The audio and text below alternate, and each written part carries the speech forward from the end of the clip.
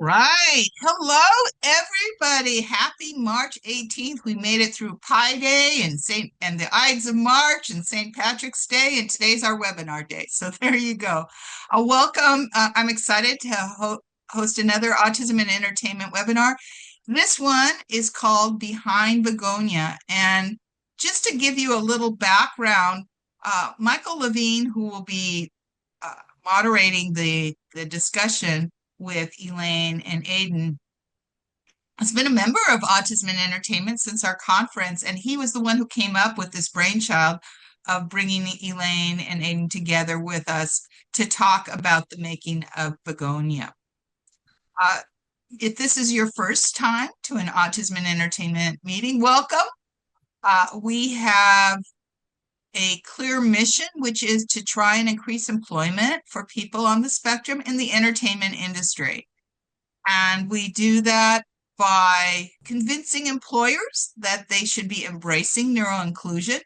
We try and change what the brand is for autism so that they could see your superpowers and skills and appreciate what you have to offer. Sharing resources that are out there, such as educational partners like the Miracle Project, which Elaine founded, and then helping you on your career path. And today's webinar is an example of that, where everybody is going to have a different career path. And today we're going to learn more about Aidan's, and maybe we'll learn a little bit about Michael's as well. Or Elaine's. I think you're all three on the spectrum. So there you go. So everybody is different, and it helps you see how people navigate their own careers. So we're hoping that you'll learn more about that today. How do we stay funded? This is my little PBS type of statement, is through membership. So we invite you to become a member. Next quarter, we've got some exciting new membership features coming out, and we'll tell you more about those next quarter. But today, for example, this afternoon at 4:30, we're starting a mentor program with Exceptional Minds, and about 10 Autism and Entertainment members are going to participate with industry mentors for a 4-session mentoring program. So that's the kind of thing that if you're a member, you can have access to. It was interesting. Aidan had appeared at our last comedy night as one of the members of the Miracle Project performance team. And we have another wonderful performance coming up on March 29th, the Upstairs Comedy Club in LA. And this is just a sampling of what you'll hear. So this is all our professional comedians, including Craig Robinson from The Office and Hot Tub Time Machine, and an amazing group of performers, including Danny will be doing a trivia contest with Joshua Merowitz. And also our performing partners include performances from Jazz Hands, Miracle Project, Performing Arts Studios West, Spectrum Labs, and Yes I Can Music through Unity and Education. So it is going to be a must-go-to event on March 29th. You can find tickets on our website, or maybe I'll email you after this with a link. And if you use the code AIE50, you can get 50% off the tickets. So that's your secret power. And with that, I'm going to stop sharing and say, welcome, Michael. We're looking forward to today's session. Well, thank you. I have to say this all came about, as I just told Aidan a couple of minutes ago, when I saw the film Bugonia, which, by the way, if you haven't seen it, I want to give you, I'm going to say there'll probably be some spoilers in the course of our conversation.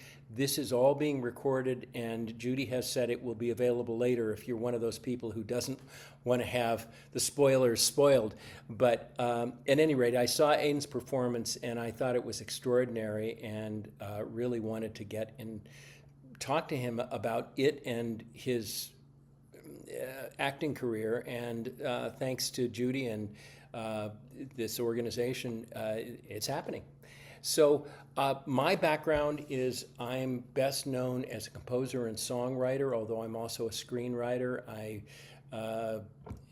probably as a composer, best known for scoring the TV show Cold Case and then later Siren. But I also worked with Hans Zimmer. I wrote, among other things, the choir arrangement of the Spider Pig choir arrangement in the Simpsons movie. And however, my best known contribution to Western culture is probably the Kit Kat Gimme a Break jingle. I also have written some screenplays, one of which won a number of awards worldwide in film festivals. But I am going to now introduce Elaine and Aidan, and to talk a little bit about Elaine. She founded this organization, the Miracle Project, in part because she has an adopted autistic child and went, okay, there needs to be outlets and opportunities for people who are on the spectrum, and it's really produced some remarkable results. And one of the participants was Aidan, who began acting in high school, but also participated in the Miracle Project. And this is his Bugonia is his first feature film, but it's not going to be the last, from what I understand. He's got a couple of things happening, and we're very excited for him. So, with that, why don't we get underway? Let's start with Elaine. You were Aidan's access and creative coach in Bugonia. You've done things like this in the past. Could you tell us a little bit about what an access and creative coach does? Yes, thank you, Michael. I'm excited to be here with you and Aiden and Autism Entertainment. An access and creative coach is, I'll tell you how it started. Um, there was a TV show called Atypical that had, for their second season, wanted to cast authentically an autistic peer group. And they called me and said, is it possible for autistic people to be on set for long hours and be able to, they had all these myths, and I said, well, not only is it possible, but I have 6 people in front of me that would be perfect. So a number of people from the Miracle Project auditioned, and they became the peer group for Atypical.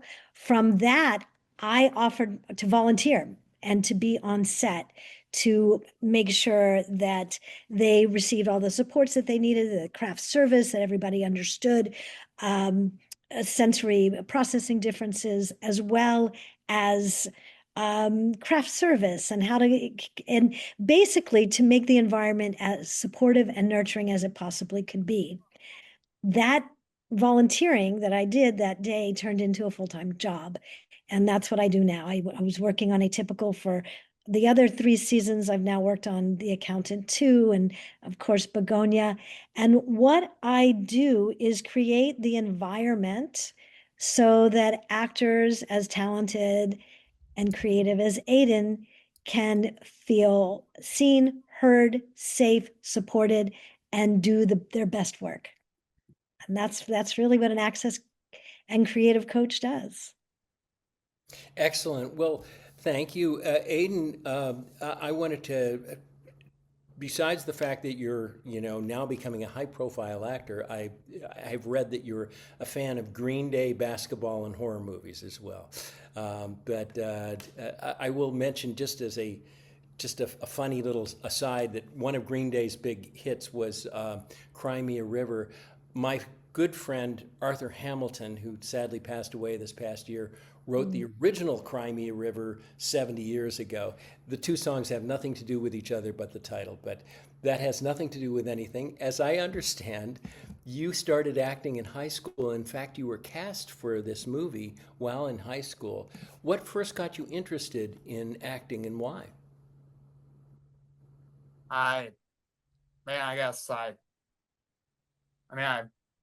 originally I kind of just started doing it like in my taking an acting class in high school in like my second or third year of it, and like and I don't know exactly, not sure exactly how to explain why, but I guess something about the general process there just there so it just stuck. Namely, as we started trying to trying to do to as we started doing more full shows and parts, which did take longer than it really should because of COVID crap. But yeah, and I guess something about the Well, yeah. so I'm curious. Bugonia has been described as a black comedy. I mean, there are many different descriptions I found online. It's got some serious things, but it's a little surreal and absurdist too. How did you approach your character and the underlying comedy of the film? Can you elaborate a little more on if you Well, I can mean, it's like, exactly did you mean just by sort of, that? Or yeah, I mean, did you decide that I mean, you obviously were aware of the fact that there was some satirical and comic elements, but I am assuming you played the character straight, just like, I okay, mean, this. I mean, yeah, mostly. Frankly, I felt like I personally wasn't given that much comedic elements to work with for the most part. Personally, other than the personally, I felt more like most of that sort of stuff went to Jesse and Emily. Right. But still, but still, but I think that the most way I kind of played or added into that stuff was there's some little there's some just little moments more kind of silly moments I improvised through the process. Some of which, like namely the whole moment of me asking to use the bathroom during the dinner scene, made it in. Others were cut. But yeah, Well, because I mean that's actually one of the comedic moments, especially the second time you ask, and it's yeah, both of the times I asked were yeah. improvised. Yeah. Oh, that's great. So, And I mean, and you've had experience with improv comedy, right? Is and that? wait, do you want to hear about one of the Oh, ones please go that ahead. was? Do you want to hear about one of the ones that was cut that just stands out to me? Oh, yeah. Tell us. During one of the earlier takes of one of the moments where with me holding the gun at Emily, I actually somewhat intentionally dropped the gun during one of the takes because probably because my arms were kind of killing me after quite a few takes of it, but also because I just started wondering if it wouldn't kind of fit in a way for me to just awkwardly drop it like that. And I kind of felt during this like I felt like a moment like that would kind of fit the general sense of humor of the movie. But I guess it still might end up being included though. Oh, that's great. So, yeah. Well, so yeah, I'm and sorry. in terms of the comedy, if I could add a little Please bit, do. I think, you know, Yorgos creates a set that is very playful and encourages self-expression and improvisation. And the levity really comes from, uh, well, the brilliant writing, the way it was written, the way it was filmed. But as Aidan was saying, everyone plays the character very real and authentic. And good comedy comes from that sense of any comedy comes from that sense of believability. But because the set was so open and that Aidan was could completely be himself. And Aidan, if I may say, you have a wicked sense of humor, so that Thank your you. your authentic self could come through and be playful, and that contributed to things that we would end up laughing at, but we're coming from a very serious place, an authentic place. Well, Uh, I felt that. I mean, I guess I would ask you both how it was working with your. By the way, for those who don't know, the director is Yorgos Lanthimos, who is done a number of wonderful films, but the film itself was nominated for 4 Academy Awards, including Jerskin Fendrix's score, which I thought was lovely, and of course I'm a composer, so I pay attention to that. But also the adapted screenplay. This was based on a Korean film called Save the Green Planet, I think is and which, to be honest, I haven't seen, but is apparently fairly absurd itself. And so it sort of, and yet there are serious issues here. So at any rate, that's for those who don't know. But Aidan and Elaine, how did you find working with Yorgos and with Jesse Plemons, and with Emma Stone, who was one of the people nominated for Academy Award? You want to take it, Aidan? Or, I mean, I found the entire production just so phenomenal, so open. Jesse is, besides being a brilliant actor, is one of the kindest human beings and really just lovely, wonderful person to work with. And I love the relationship that he developed with Aidan, which of course Aidan will talk about. Emma Stone, because of her character, had to stay a little bit distant, yet we had so much fun in the basement. For those of you who haven't seen it, there's a lot that happens in the basement. We had 5 weeks in the basement, and she is, again, as brilliantly talented as she is. She has got a heart of gold and wonderful to work with. And Yorgos is, I mean, he's a genius, and part of his genius is allowing each actor to bring their best. He allowed me to work, directly with Aidan as well, and creates a very playful atmosphere that yet everyone knows, ask Yorgos, but it isn't from a kind of a demanding way. It's a very a kind and a creative set. Well, so Aidan, did you have a similar feeling about it in terms of, the opportunities for? I mean, you've already mentioned a couple of things that you did that were improvs. How did you feel? Yeah, I mean, I don't know if I'd go quite as extreme about it as the Lion kind of is. Now she's explaining a lot of that, but but yeah, the people were not the people there weren't nice enough, and the and I appreciate Yorgos giving room for experimentation and all that, and on set and all that. So, yeah, yeah, I guess Leonard probably said that all, but in probably more words. So, But your relationship with Jesse, what is it that tell me about your relationship with Jesse. I mean, I don't know. I met him. We kind of just played around and developed on set and kind of developed a bond off camera, and yeah, it was neat. I consider him a real friend and all. I Great. Well, I mean, go ahead. never mind. Okay. Well, Do you want to say how we first met, or should we just move on?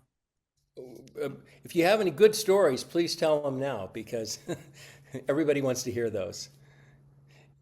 I mean, well, basically, man, there was a kind of funny story from when I first met him to where we started just working on the first scene and chatting about random stuff for and and like there were conflicts there. I had watched Breaking Bad like I think a few months before all that started, and but I actually didn't realize that he had been in it before the before we first started stuff during that.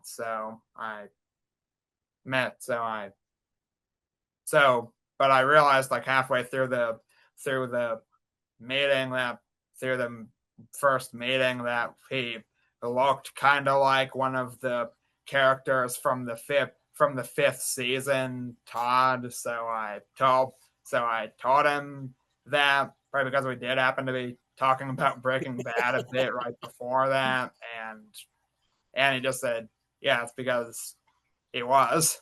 That was interesting to find out. But I think that, like most good actors, he inhabits the characters that he's in. And so it really was a different character. There was no reason for you to think he was the same, other than his face Yeah, was I the mean, same.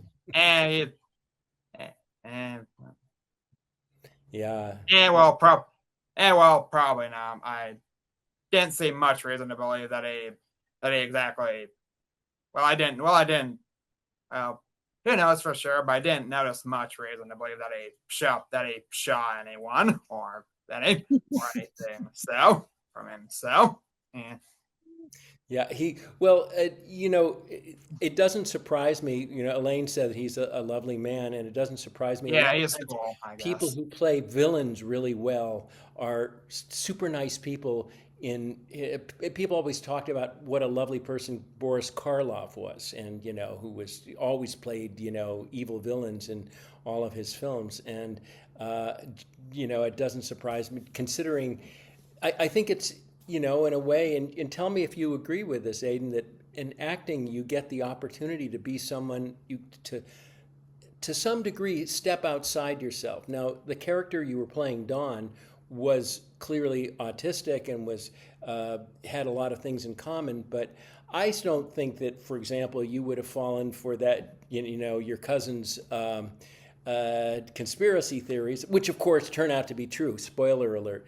But I suspect, though, that at the same time there's a freeing element of inhabiting that character. Did you feel that? What? What are you saying? Yeah, sorry, I kind of went in circles. Elaine, do you want to translate? Yeah, Yeah. personally, I don't. Yeah, and I guess if running too. Personally, I don't feel like I. Personally, I would have exactly been. Personally, I don't think I would have exactly been so quick to trust. So I don't think I would have been so quick to trust either Teddy or Michelle. They both just seem fairly, or people like them would both seem fairly shady. I think, you know, but Well, eh, like, uh, but eh. uh, it's somebody in the chat, and we will get to more questions toward the end. But somebody said something that caught my attention, which was, do you have any stories about navigating the audition process? What was that like? I mean, it was interesting. Like first I mean, like, well, I want to know exactly. Do I want to Well, I'm not sure. Perhaps when we toward just the go end, into we're going to details go about to all of question. it, or just We'll ex just Evangeline, who's also an autistic actor. We can get her to talk a little bit about what she'd like you to talk You about. know what? Never mind. I'll just bring up, I guess, for the most standout stuff are, yeah, I guess, yeah, a friend of my mom sent an audition on Instagram. They liked the monologue we sent in, so we had a bunch of callbacks for it, and yeah, eventually we did that first scene with Jesse, and kind of surprisingly quickly escalated from there to a certain scene with a chair later on. But So if I can interject, Aiden worked really hard in this process and it was long and tedious. And you were very patient. Uh, they, April Smallwood, from Spotlight Management submitted Aiden, and, Aiden, you worked, he and I worked the casting. They really had thought they wanted you, but they weren't sure if you'd had enough experience or if you could do it. So they brought me in to assess. And within a couple of sessions, he had to do some pretty intense scenes. And so I gave him some direction of how to really get in his body and really get upset and angry. And you worked on that over the weekend. You really worked hard. And then when they had the actual chemistry read with Jesse, you were ready. And so it was a couple different rehearsals with other actors, really preparing.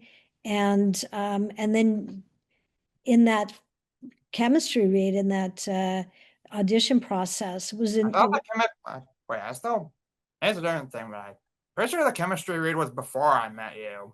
Still, actually. That was just checking in with you, but as an actor, because you guys met, but as that was exactly. But then as an actor, to do a real intense scene with Jesse, that was like a big moment to show that you held your own with Jesse Plemons. Aidan held his own with Jesse Plemons in doing a very intense scene. The scene, for those of you who have seen it, where he's getting Don is getting Teddy to stop doing what he's doing to Michelle, and it was very intense. And that was kind of a really pivotal moment.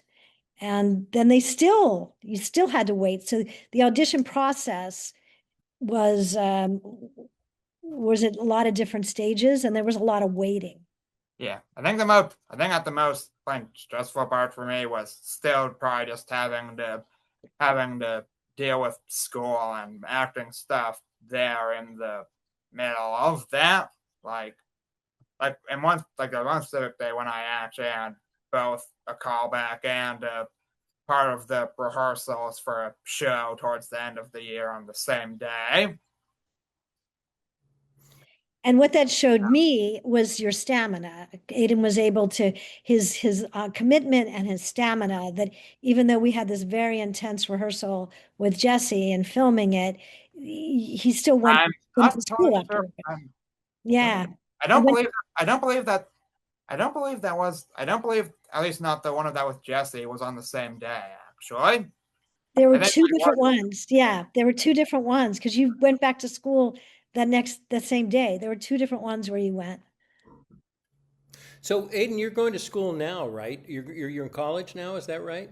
Yeah, I started about a month ago. And how's it going? Eh, it's going all right, I think. Just getting started, huh? Well, you've got a couple of films coming up, right? Is that right? No, actually. Oh. I mean, no, actually. I don't have any. I mean, yeah, I have like a couple promising auditions, but no like notable for stuff, but no like prominent film stuff that's definitively lined up yet. And do with other miracles product stuff, I guess, and certain auditions, my acting stuff has mostly felt kind of more slow since when everything's with Bugonia ended. Hmm. Well, great. Well, so I actually had, this is definitely a spoiler alert for those who haven't seen the film. Um, the I wanted to ask how you felt about, what your character does in his last scene, which is he commits suicide, and what I felt as a viewer, and this is an implication, was that this was as a result of intense depression brought on by this medication that your cousin gave you. That may or may not be the case. I'm not quite sure. But how did you feel about that scene? How did I have talked with other. By the way, for those in the audience, I am AUDHD, and as they say, you met one autistic person, you met one autistic person. But I wanted to ask you about that. I've heard from some people in the community that they were upset by the fact that an autistic character committed suicide. How did you feel about it? I mean,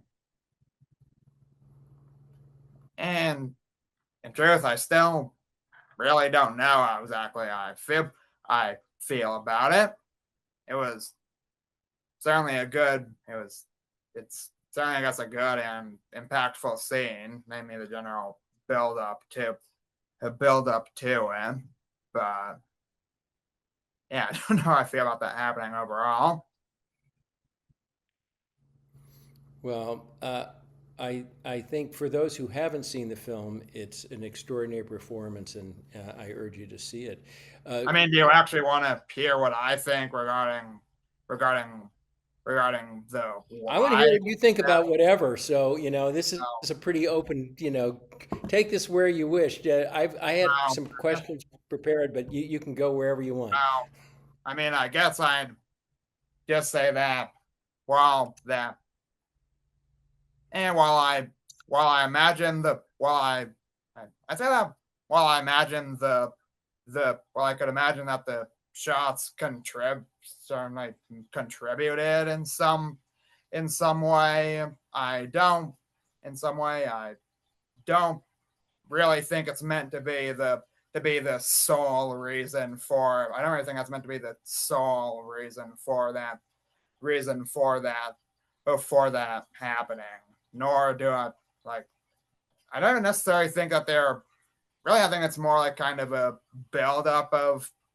It's more kind of like a buildup of things through the whole situation and regarding Teddy's behavior and it all that kind of my built up to that ending up happening. And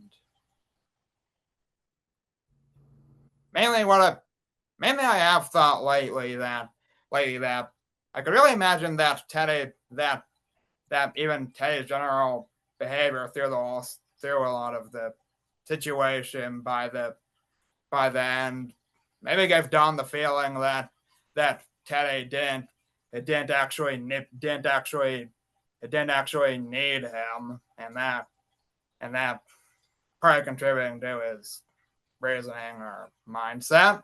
Mm, that's interesting. So, But yeah, I think that there's supposed to be like a lot of different reasons kind of built up to that through the whole narrative. And also the character was not written as autistic. It was not written. Will Tracy did not write the character as autistic. interesting. I didn't know that. And that was Yeah, Yorgos's idea, or whose idea was it to have it an? was it was Yorgos's, I believe. I don't really know totally why he made that decision or call, but Mhm. I guess it's regarding him more. But I guess it's interesting. Yeah, yeah. And they auditioned neurotypical as well as neurodivergent, and then did a main call for neurodivergent. It was Yorgos's vision that the character of Don would be someone that has that. What was most important is to have that sense of trust and authenticity and innocence that Don has. And yeah, That I thought it worked brilliantly. It may not have been what it was. Was the writer. Will Tracy was the writer, yeah. who. But I thought it. Hats off to Yorgos one more time.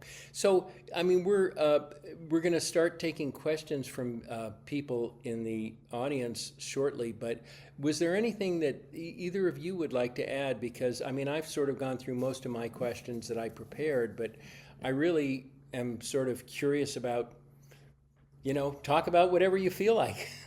I mean, well,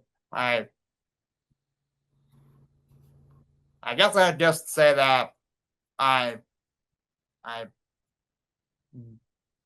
personally just say that I think I appreciate that I think yeah, it's all been a very interesting experience with the movie, and I appreciate the people involved for trying to be like accommodating and supportive and all that. But also, I kind of personally don't think in general in the few I guess it makes sense in this case when they don't really know me or whatever, but I don't know. But generally, I don't think I'd want. I think I'd prefer generally for future people I work with to not. I'd prefer for them to not inherently worry or be concerned more about me than they would be other actors just on account of me being autistic. You know, Right. I mean, you compare it with the Marilyn I mean, Monroe. it's appropriate enough to put. I mean, it's appropriate enough to put major focus on it, I guess, in some people's cases. But I think I generally prefer for them to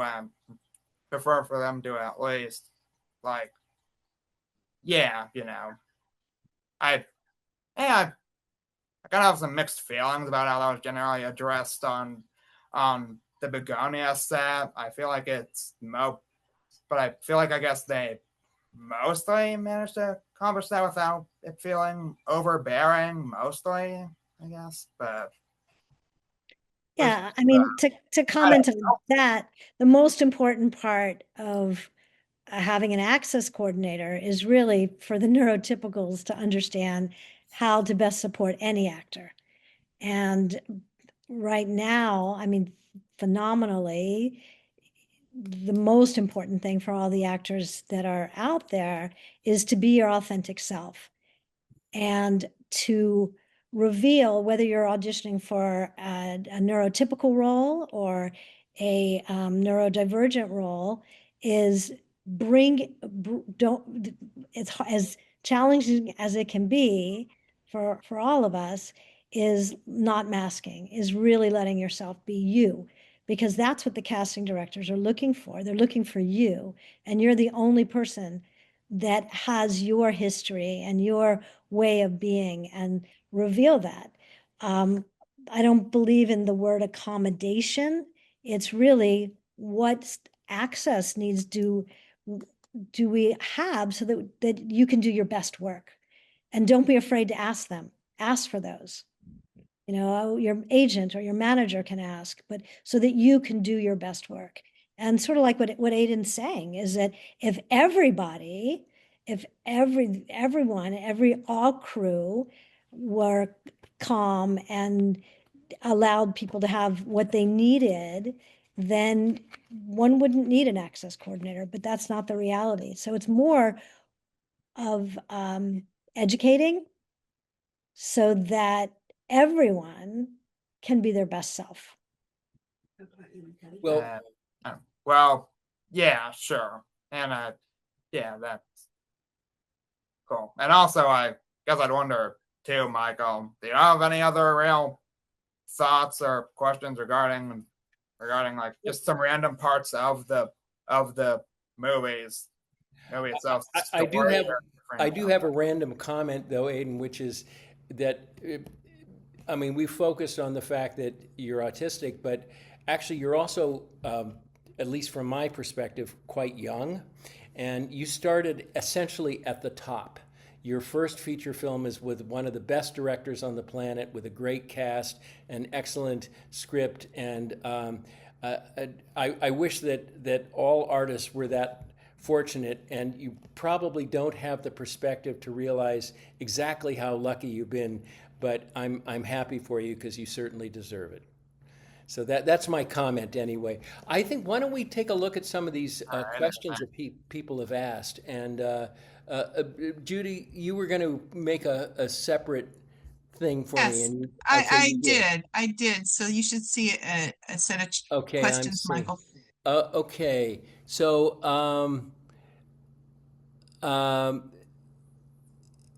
was there an extensive rehearsal period for the film? And how much time did you get to know Jesse and Emma/Emily before shooting?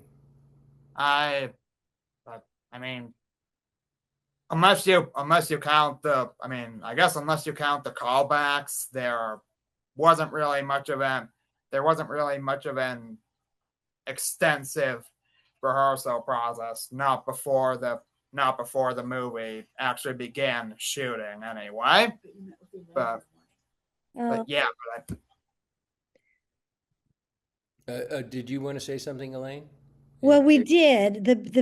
We practiced with, if you recall, we practiced with bees, beekeeping. We had a beekeeper come and really learned how to, again, all of that was authentic, lift up be near bees and work. We also, there was some stunts that we had the stunt people work pretty intensely That with was the one of the actor. questions, by the way, is did you use stunt doubles? Yeah. No, I mean, no, I mean, not enough. I mean, I did have a double, but I did have a double, but not really a stunt one, because most of the stunts I had were fairly simple or low risk stuff I mostly. think they were I, thinking more of so the like, abduction but of. I did have a, but I did have a, but I did have a double mostly. But I did have a double to fill in during just shots that didn't directly show me, basically. Yeah, stand in. Yes, yeah, Yeah, that's but no official stunt double, really. interesting to know. Well, somebody asked, what did you learn from Emily, Jesse, and Yorgos in the time of working on the film?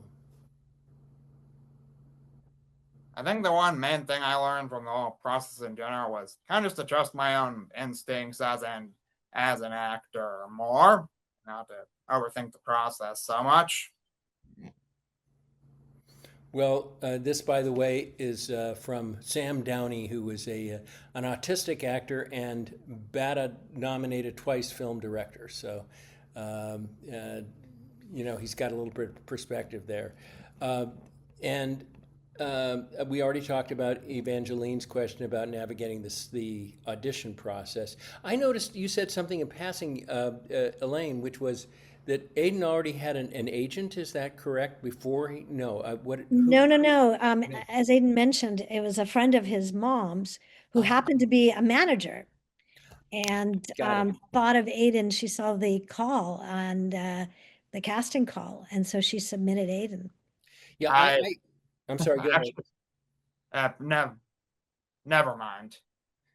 Well, I can tell you that almost every break I've ever had in my multiple careers has been completely accidental. And Cold Case, which I mentioned before, I got without an agent through a series of absolutely unrepeatable accidents. And so, unfortunately, there is. I think people are fed a myth that there's this, do step one, step two, step three, especially people who are trying to sell you something will say, do follow these steps and you'll be a success. I don't know anybody who's ever been successful who ever did it in a straight line.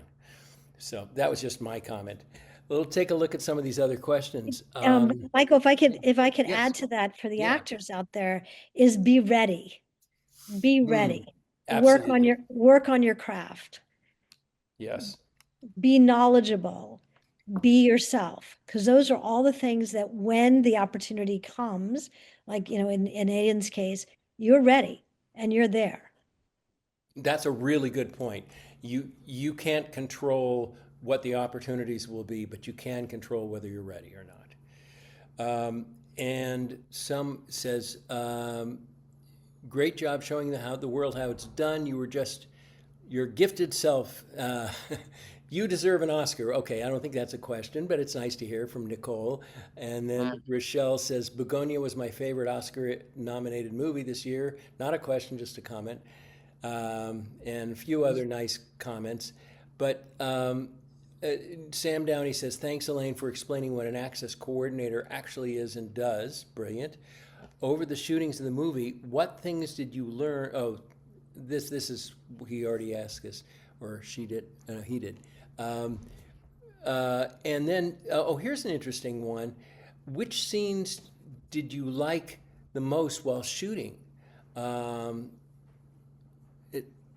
Okay, which scenes do you like the most while shooting behind the scenes at Begonia with Jesse and Emma? I not sure think what that that I'm means. pretty sure I basically mean that which scenes I enjoyed the most while filming in.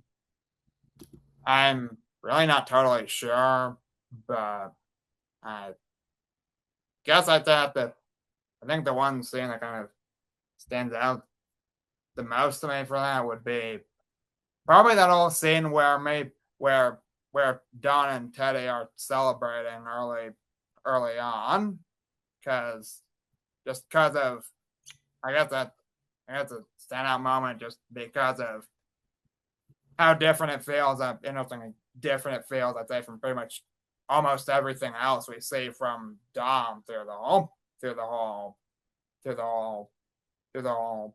movie. It almost feels unlike him to be acting the way he is in that moment. But also I can kind of think of some reasons why. So yeah, it was interesting.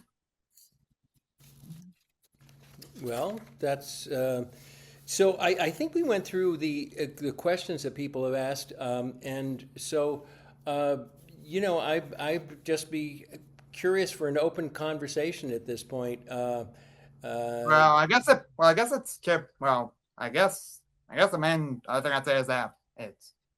Wait, what are you gonna say there? Well, really, tell me what your aspirations are. I mean, you don't have to answer the questions. Or actually, I'm going to shut up and let you talk. How's that? I guess. Well, I guess we're gonna talk anything about this. I'd say that it's interesting to it always feels kind of interesting to me to hear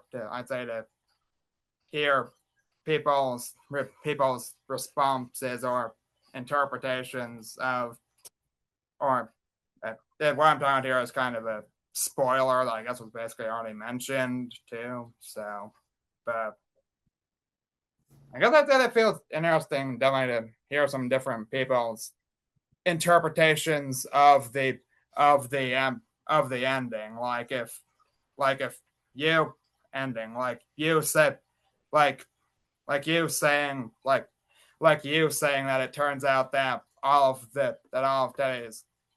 Teddy's theories were true, because I can certainly see why you'd think that sort of way, or that sort of takeaway after the ending, but I also kind of think the takeaway of him being right about everything is kind of an overly surface level way of looking at the ending, because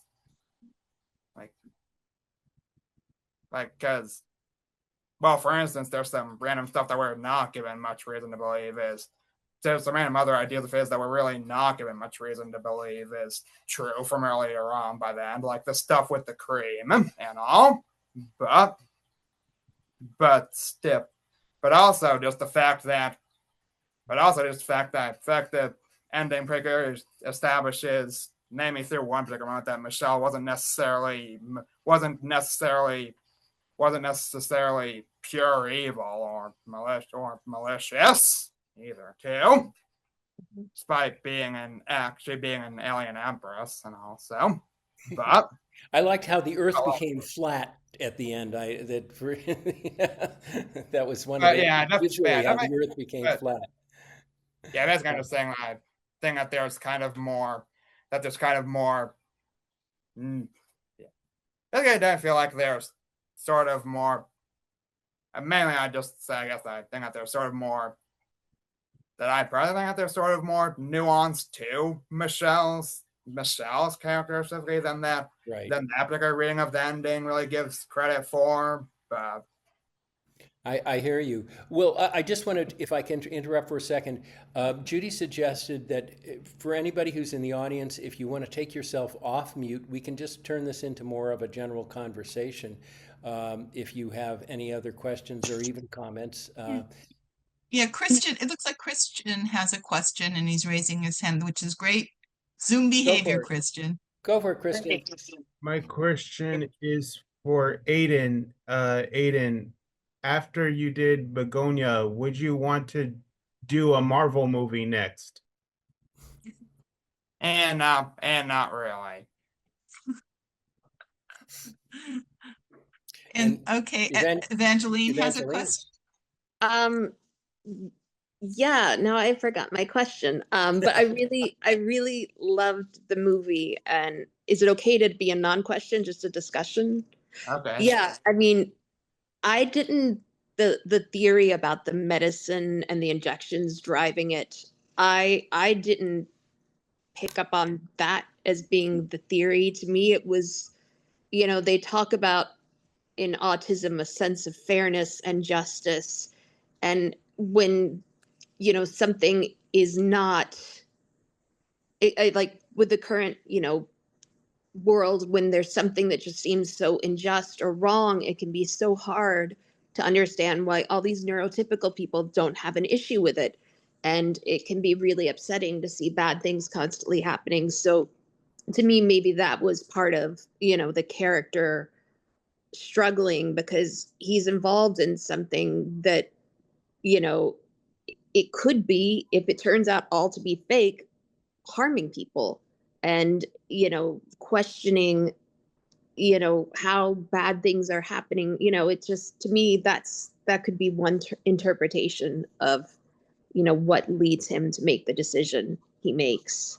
And also how, the Emma Stone's character is an alien, and how, the idea that sometimes as an autistic person, you feel like you don't belong on the same planet as all these other people. So, this secondary possible narrative of who is the alien. Is it the human? Is it the alien? Because in the end, the very ending, we go back to her place, where she's from. And so maybe the humans were the bad guys the whole time. Who is the outsider? Who's not the outsider? It's just a lot of different, I love Kubrick and Lynch because there's often these hidden narratives. So I just love the film. Thanks, Evangeline. You should probably let someone else. It looks like Devin and then Matthew have questions. Michael. Go for it.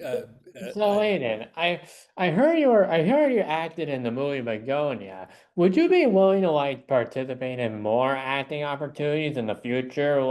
Would you if you were to act for voice acting for animation, would you do it? Yeah, I think I'd be up for continuing acting in general. I like it. Great. Matthew, did you have a question? Yeah, how do you manage stemming on set? I mean, to be honest, I don't feel like that was ever really to be honest, it wasn't really a concern. I don't think I really ended up stemming or feeling an urge to stem in much of any way that was disruptive to the process. So There's some actors I know that will go off set too, because I worked with a number of different actors on sets, and some actors will go off set to STEM. They may go in the bathroom to STEM, or they may incorporate it as part of their character. Evangeline had asked a question in the chat about being ready when an opportunity arises, meaning ready in terms of study acting, be in plays, do student films, get your instrument really open and being your authentic self, because that's what the casting directors are looking for. Funnily enough, I think that at least in some moments, you always kind of encouraged me to STEM per se quite a bit more than I normally would, or would normally even want to. And namely had me do this whole thing with the suit where I would just randomly play around with the tie at different moments, which I don't think any of that was actually shown in the movie in the end, but still. Yeah, the tie at the dinner table. I was thinking about that too. Is like, I don't remember it happening at the dinner table. I just remember it happening earlier. Oh yeah, okay. But yeah, that maybe you're right. You probably, yeah. But letting yourself STEM becomes part of a character. And if you were working with someone like Yorgos, including that in, it makes you interesting. I think it's funny because it felt almost like me being that is just funny. Like it felt almost more like me being kind of forced to than like me letting myself do in that particular case. Yeah, he gave you direction. He gave you direction to do that. Yeah. Sure. But everybody STEMs, not just autistic people. They just in that exact way, but still, yeah. You're right. Well, does anybody else have any questions or comments? One thing Judy asked Aidan was about your future. What do you hope for in your future? You're going to college right now. Are you going to study acting? Are you going to study something else? What do you think you want to do? I mean, I don't. I mean, I don't know exactly. And truth, for as tempting as it science feels, I don't think I've really thought too far ahead regarding a lot of that. But I think I might be. I think my primary focus in college will still be acting. Will still be acting stuff, I guess. Although to be, I don't exactly, like. But yeah, I wanted to say, Aidan, What do you want to say, Judy? Aidan, I just want to say that that's a good strategy because college, part of the reason you have general ed and all these different electives is you should be learning about the world and learning about yourself, and you're going to discover what speaks to you and you're going to grow so much. So I think it's great, in fact, that you don't know and you acknowledge that you don't know, because that makes you much more open to the college experience. So I applaud you. Yeah, I guess. Like, I'm not even sure if I'll be particularly interested in sticking to college in the long run, But heck, I don't even know. Heck, I don't even totally know. I don't even totally know if I'll even be able to stick with college for that long, specifically because of one kind of situation I'm not allowed with actually an audition that I'm not allowed to say too much about. But I'm sticking with it. I'm sticking with it for now. And Cool. Well, I guess I'm kind of just playing a lot of things by ear. But I definitely hope to be able to just I definitely hope to be able to just continue doing different projects over time and kind of testing and being able to continue testing and experimenting with stuff as an actor. Well, So yeah, hopefully you're the right age to be open to possibilities. That's all I think I can say. I was about your age when I decided that maybe being a computer science major wasn't for me, and that I really wanted to play in the rock band instead. We should wrap it up pretty soon. But I saw an interesting post, interesting thing from Alyssa Militeleo. I may be mispronouncing your name. My apologies. But Liz is on the spectrum and has dreamed of creating her own animated shows. I found that's often something that really interests autistic people, is animated shows, and something I've discussed with my son. But at any rate, Wait, what are you gonna say? Well, I'm leaving this open. Take it wherever you wish. Well, I don't think I really have exactly a special interest in animating myself or anything. I just only really like some animated shows, like namely BoJack Horseman. Well, she says, I was told I could not speak and be lucky to make a microwave pizza. Forgive me if I interrupted. No, you did not interrupt. That is totally relevant. Well, I think we should probably wrap this up. Just was one thing to Alyssa from what she's doing. Yeah. I think what you're doing by making your own opportunities and being creative is awesome. And just keep doing what you're doing. You never know when an opportunity will come. So for everybody, keep being creative and seeing where it takes you. Yeah. Thank you. Oh, sorry. Well, thanks everybody, and thank you, Aidan and Elaine, especially for participating, and thank you, Judy, for organizing. So Yeah, thank you, Michael, for the idea and for all of you for helping making it real. This was a great, great discussion. We learned so much. And thank you, everybody, for attending. all right, I catch will you all in say your next ventures. thank Thank you. you. Bye.